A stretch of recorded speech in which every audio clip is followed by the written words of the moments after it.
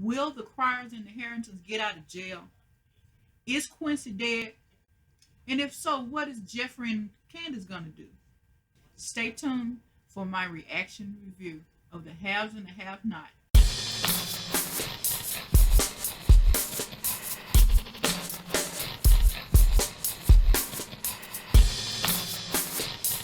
The waters run deep. Jeffrey and Candace are staring at Quincy's body. He seems to be dead. Jeffrey gotta go. Candace is calming Jeffrey down. Candace is trying to think. She's looking at Quincy's body. And while she's turned to look at Quincy, Jeffrey is on the phone calling the police. Candace went and jerked the phone from Jeffrey. Are you crazy? Jeffrey tried to take the phone back. Candace ran and put it in the garbage disposal and turned it on. He said, are you kidding me? You just ruined my phone.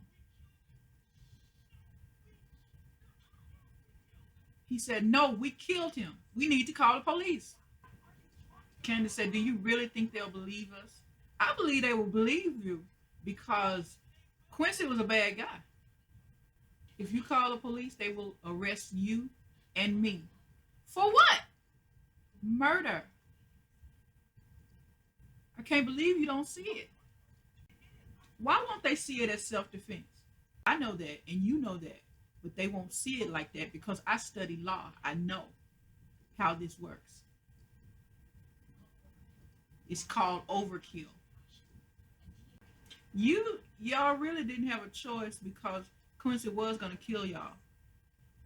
And I'm really watching him to see if he wakes up. Crazy people are hard to kill. I've heard. Speaking of the police department, Veronica's taking off her jewelry. Ah! She's taking off her jewelry, Veronica, and telling them what it is: 14 karat diamond, a gold, and this, that, and the other, the carats of the diamond. And the police said, lady said, is it all real? And she said, of course it is. And the police said, but your hair isn't. So Veronica had to take off her wig and give it to the police lady. Ah, and then she started looking at Catherine. Catherine said, this is my hair. And she told her to take her jewelry off too. She got to take her shoes, her belt, girdle, anything that can be used as a weapon. They got to take it off.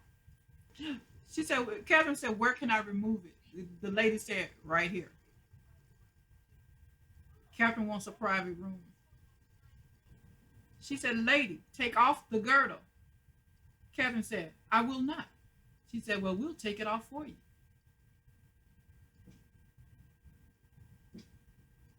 Catherine's taking the girdle off.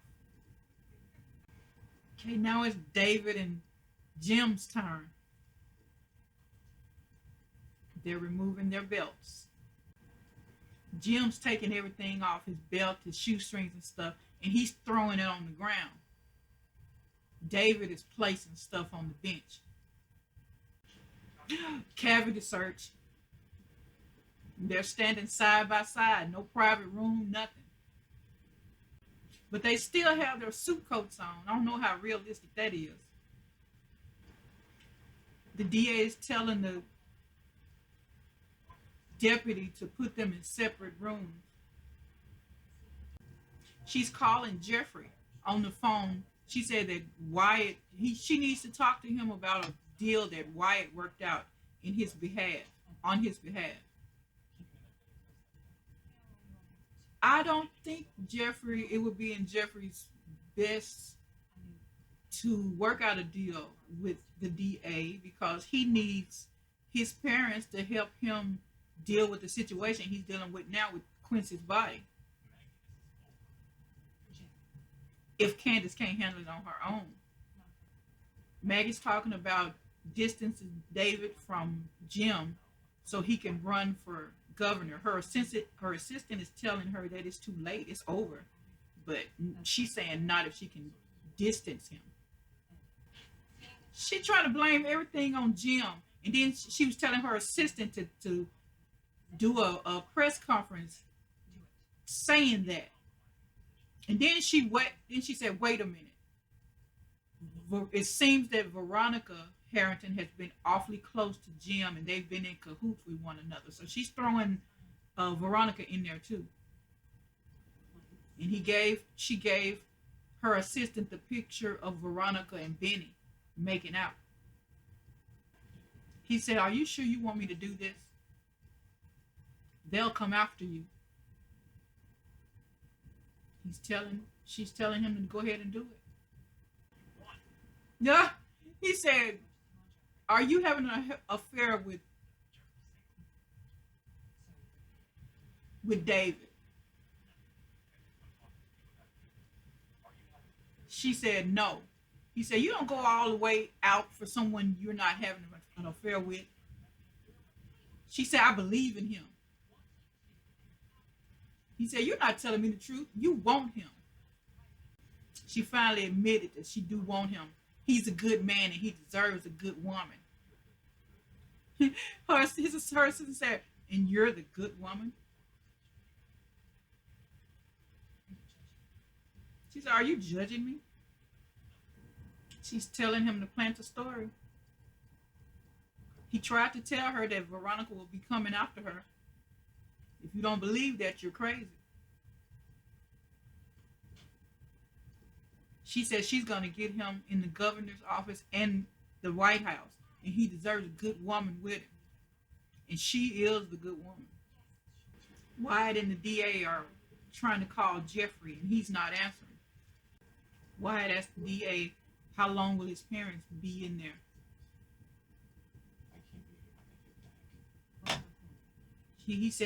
She said Monday. And Wyatt said he gonna be gone because they don't love me. She asked him if he has money. He said no, not that he can have access. He said he has an inheritance.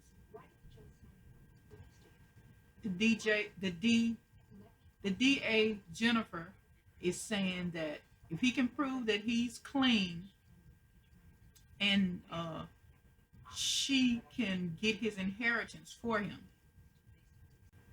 Wyatt says he's totally in. He's gonna bury his parents and the Harringtons. Especially now that she said she can get his inheritance for him. He said he needs some paperwork from Jeffrey's mom's facility.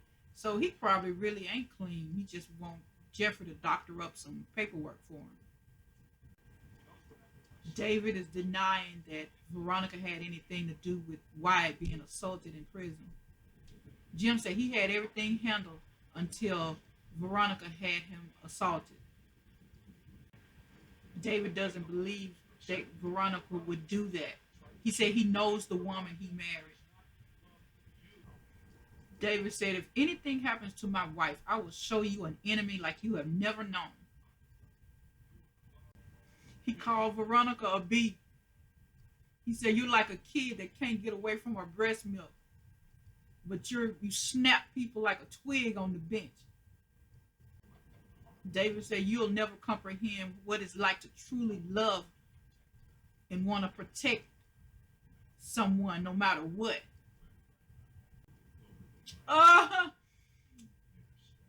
Jim said, you're right. Because whenever I felt love for a woman, it came from a place a little lower. David said Jim loved his daughter Amanda. He saw him coddle her, so he loves her like, with a deep feeling. Jim says, I found that love is even stronger in death.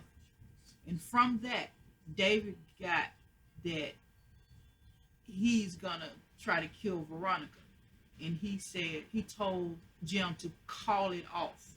Jim said, "Call what off?" They both stared at each other for a minute, and then they both laid back and closed their eyes. Hannah and Q are in the hotel room. Benny's calling, asking her where she is. Hannah says she don't want to talk to him right now. She's still mad because Benny and Candace lied to her. Benny called to apologize. Hannah's doing her usual talking him against Candace. He said he talked to a lawyer, and Hannah said she hung up on Benny because no, she didn't hang up. She's saying that the house and the garage are legit. But Hannah, like normal, talking it down because you're sleeping with this married woman. What she's saying can't be true.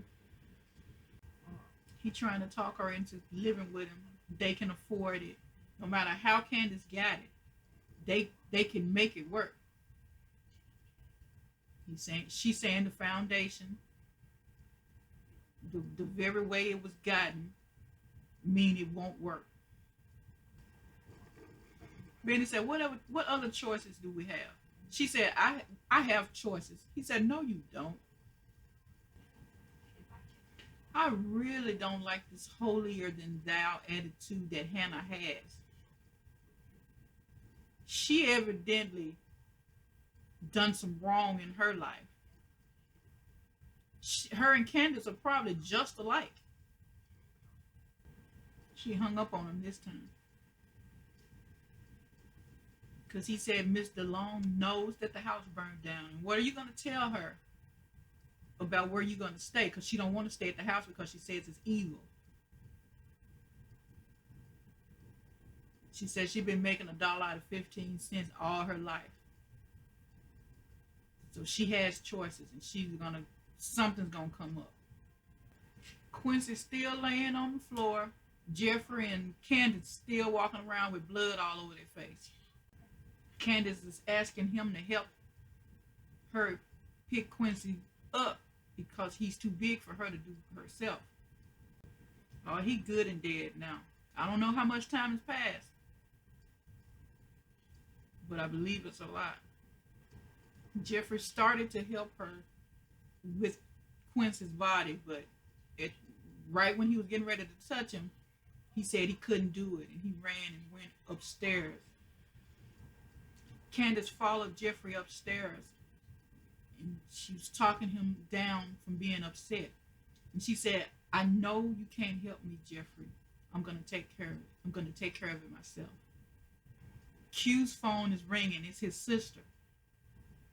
Talking to him bad, telling him to call her back.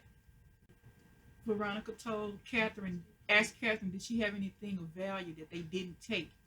Catherine said no. Veronica said, shake my hand so you can have counsel. She shook her hand, and so they can speak freely now. Nothing can be used against her. Catherine asked Veronica, can we talk about your hair? She said, no, we cannot. She got cornrows going to the back. It looks like police lights are outside Candace's house. They're knocking on the door. Candace and Jeffrey are just looking. Now it's gone off. I can't wait for next week. It seems like it's going to be good. Thanks for watching my reaction review, The Haves and the Have-Nots. Peck Natural.